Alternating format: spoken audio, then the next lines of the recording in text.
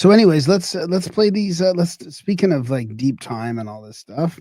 I mean, have we seen? Guess how long it took between the this massive eruption? Did you see this in Ethiopia? The Russian one and the Ethiopia one. Haley Gubby, the volcano Erta. It was the first recorded eruption in its known history, spanning tens of thousands of years. What? Yeah, I heard like at least 12,000. Yeah, 12,000. I mean, that's weird timing, isn't it?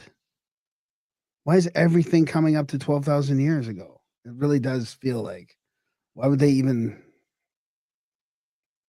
put that in there? I don't know.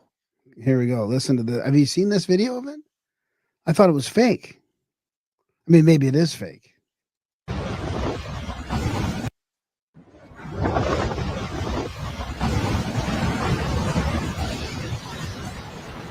This gotta be fake. I mean, otherwise this guy's about to get smoked. Yeah, that's gotta be fake. What about this one? God, come on. What? That's the real one, I think. You see, look at how hot the lava goes. That one's real. Maybe some of the other ones are real. The ash column has shot up 10 to 15 kilometers in the air and moving over the Red Sea, Yemen, and the Arabian Peninsula. So here it is here. I mean, I wonder how big it actually gets. There's the plume right there. It goes all the way down across the. So still not too big to affect the world, I guess. But oh, what happened there? What happened there? Oh, a glitch. A glitch. After 12,000 years of silence, it has erupted. I just did a search. What? And then wasn't there some like silence on the in the Hawaii side of things? I thought Hawaii was erupting too. Let me follow that up here. I got some stuff here that's not that, but I think it's on the same vein from Zero Lessons. Hang on. Oh, too late. Sorry. The last. No, I just wanted to show you that flaming burst that came out of it is from a different view. There's an airplane view of it, and it looks insane. Like that flame goes up like kilometers. You think it's real? I do think it's real. Yeah. No, all right, let's see. From the plane. Oh, you want me to show it to you now? Shit. Now you're not too late. No, okay. What? You can't just. You're just gone now. I don't know me like that. Jesus Christ. Massive. So here it is from the plane. Now see the lava glowing at the base. It's punching straight through the clouds. Unbelievable. Oh my. That plane would be out of there, wouldn't it? Wouldn't that plane be instantly out of there? Flying right past it, you can see the lava glowing at the base. It's punching straight through the clouds. Unbelievable. That's pretty crazy, eh? Yeah, it is pretty crazy. We're gonna climb a volcano in Malta. Or no, that would be in Sicily, right? The last 72 hours locked in what we've been tracking for months. The Earth system is releasing pressure through volcanic vents instead of the global volcanic synchronization phase. Is releasing pressure through volcanic vents instead of major fault ruptures. When locked plates refuse to break, the mantle finds the fastest escape valves. That's exactly what's happening. The sequence: number 1, Haley Gubby, a fire rift, the first recorded eruption in human history. Ash column to 45,000 feet. A new fissure system opened inside the thinnest continental crust on the planet. Semeru, Indonesia, sudden explosive burst with no meaningful precursors.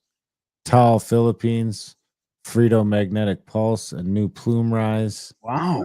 Popocatépetl. What? I can't say it. I used to know how to say it because that's where the UFOs were going in and You're out. a one-hit wonder. Popocatépetl, Mexico sustained high output degassing and ash discharge. Wow. And Bezimiany, Kamchatka in Russia, 33,000 foot eruption column punching out of the Pacific plate subduction arc. 6 major volcanic centers across 4 tectonic regimes erupting in the same window. Rift, arc, hotspot, subduction. The pattern is global, not regional. The common thread, internal pressure rebalancing. Zero key is peaking, the faults are locked. The mantle is unloading vertically. The Afar eruption was a real marker. A dormant shield in a triple junction rift does not blow a 45,000 foot column unless deeper structures have begun opening. That's a tectonic pressure valve, not random activity.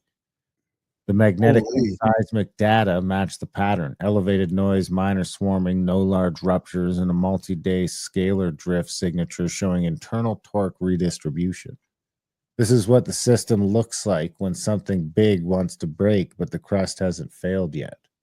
Right now, the planet is venting through every weak point it can find. That's why we're seeing eruptions across the Ring of Fire, the East African Rift, and the Mediterranean Arc simultaneously. This is not over. The next window runs through early December. The release mode will either stay volcanic or transition to tectonic. Either way, the system is moving. Steam is moving, I think. No? Steam is moving or system? The system is moving. The system is moving. Yeah, that's pretty interesting. Holy. So I wonder if that's got anything to do with the solar flares and stuff that's happening too, because there's been all that media coverage, new media coverage over the CMEs and stuff. There's more coming apparently. There's some huge sunspots that are. Well, if you heard about let's touch on this quick. This is just short from Open-Minded Approach. The Great Flood. Come on, get the fuck out of here. Ugh. The Great Flood during the Xia dynasty describes a catastrophic decades-long deluge and giant waves that covered mountains and wiped out entire regions. The official narrative places the Z dynasty around 2200 to 2000 BC, right at the time of the 4.2 kiloyear event and the collapse of the ancient Egyptian, Akkadian, and Indus Valley civilization. So did you know there's also a 4.2 kiloyear event? During the 4.2 kiloyear event, there was abrupt climate change, a grand solar minimum, and a collapse of major ocean currents. It is also possible that this flood is connected to the 5.9 kiloyear event. The Solovki geomagnetic excursion was supporting evidence found in the Chinese sediments and the desertification of the Sahara. The same event coming soon. The same. So which one? Yeah. It's a double whammy, bro. Everything's is going to be a double whammy. Ba-da-ba. You got to come back to Alberta, buddy. So and then there's this happening at the same time, which maybe it's got something to do with it. Who knows? So this is Steph Kent, the covertress. Again, she says 33 experienced remote viewers were front loaded on Target 3i Atlas. So this is just last month in November. Despite the front-loading pollution, the convergence was stunning. Here's what they collectively saw. You ready, Darren? Balls. A fast-moving, high-velocity object racing through deep space. Exterior, dark, jagged, rocky, icy crust. Looks 100% like a natural comet asteroid. Interior, completely hollow, metallic, smooth, warm, hot, glowing, highly organized. Cold, freezing shell outside. Humid, molten, electrically buzzing inside. Dominant colors, silver, metallic, black, blue plasma, some golden light inside. Constant humming, buzzing, symphonic tones, feels like it's broadcasting signals. Rotating, spinning, purposeful trajectory, not random drift. Emitting plasma / energy fields, sniffing or collecting data as it goes. Strong sense of aliveness, but not biological like us. AI-like, plasma intelligence, hive mind, golem, or primitive biomechanical consciousness. Function, monitoring, recording, possibly seeding, panspermia style, vector spraying. Consensus, it's deliberately disguised as a natural celestial body, a technological or conscious artifact hiding in plain sight inside a rocky shell. whatever 3i Atlas actually is, it doesn't seem inert and it doesn't seem natural. There you go. So would that make it God if it's spitting out life? Sure. A god. God. Low The god or a god? God. Well, our God. Oh, Finbear says, have you been following how chemical science looks like the ball lightning generator is going global soon? Yeah, I haven't. Well, I've been following a little bit. I'm thinking about having him back on the show. I'm a man overboard. Comes to, But yeah, it looks like it's still working, still going. oh, you want to hear another guy debunk it? No, we don't need to do this one. We don't need to do this one. Let's do this one instead. The fall of Atlantis.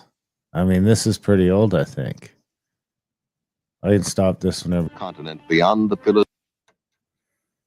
Our planet is in crisis, and some say all this has happened before, a long, long time ago, to that mysterious, fabled land, the lost continent of Atlantis.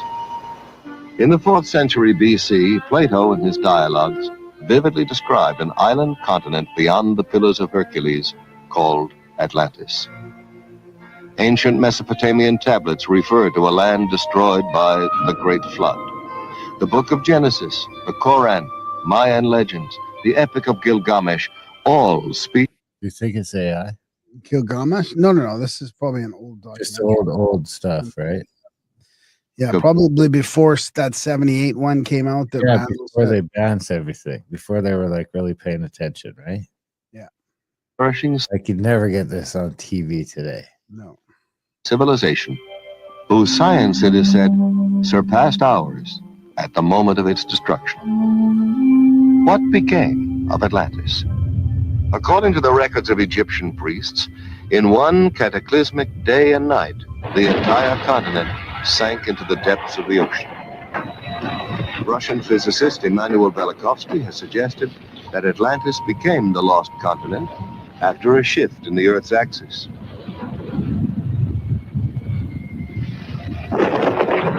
Famous psychic Edgar Cayce believed that by misusing the powers of the mind and interrupting the evolution of the planet, Atlantis became the victim of its own perverted super science. And the people of Atlantis, what happened to them? Were they all destroyed? Or did some survive the Holocaust and migrate by sea and air to other lands? Did some Atlanteans retreat into the ocean and establish a magnificent undersea kingdom that still flourishes there today? Or did they, with their advanced technology, escape into outer space? And have they perhaps, since man first left records on cave walls, been returning in their spaceships to observe us as we build the new Atlantis? I thought that was kind of funny. Yeah, that's good. I like that last part. That's the kind of shit that was on TV when we were kids. You know? Has to be made in the 50s. No, not when I was a kid. I guess maybe when you were a kid. No, even before that, really. Before that, it sounded 50s to me. Early 50s, early 60s, maybe latest. Early 60s. So you would have been like a teenager. No. Oh, you would have been unborn.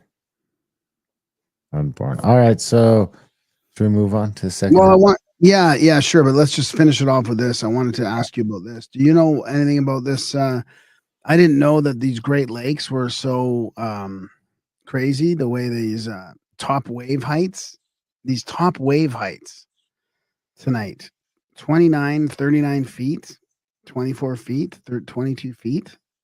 My home state of Michigan is experiencing record-breaking waves in every single lake at the same time. I'm sure that it's totally normal for an inland lake to have 39-foot waves when the average wave height is 1 to 3 feet. And then there's readers are commenting on this. What is it called when you do this, reader? What is it called when you note? Note. Community note. I mean, they did sink the Edmund Fitzgerald up there. The average wave height would only be applicable in normal conditions, not the storm conditions. So, anyways, I don't know. I found that pretty interesting. I didn't realize they're that wavy. I think they're about 40 feet or 50 feet when the Evan Fitzgerald sunk. Waves on the Great Lakes? Wow. Yeah. Ask your robot. Ask Rock. No. I believe you. Just Well, you shouldn't. but I guess I was wondering if it was something to do with all the volcanic stuff that's going on, like all that, the stuff that you just pulled up and then the lakes happening at the same time, maybe. I do get crazy windy over there. I would say it's not. They're more like seas. They're not lakes. They're more like seas. They're more like inland seas, but they're fresh water. Should we move on to second half of show? Yeah, let's do it. Yeah. So, I mean, if people want to get that second half of show, they should head over to AmericaOutlawed.ca. Sign up for Plus. Only $6 a month. You get all the second halves of the roundups, and you get the second half of all the interviews. You get all that bonus content, and you get to give yourself a pat on the back for keeping the show going. So that's kind of cool too, don't you think? So head over today for AmericaOutlawed.ca. Sign up. Be cool. Check it out. At the very least, give us a like and a subscribe or whatever else, wherever you're watching. You want to start us off in the second half, Greg? Yeah, I'm going to get into some vaccine controversy stuff, and also got some wiretap media from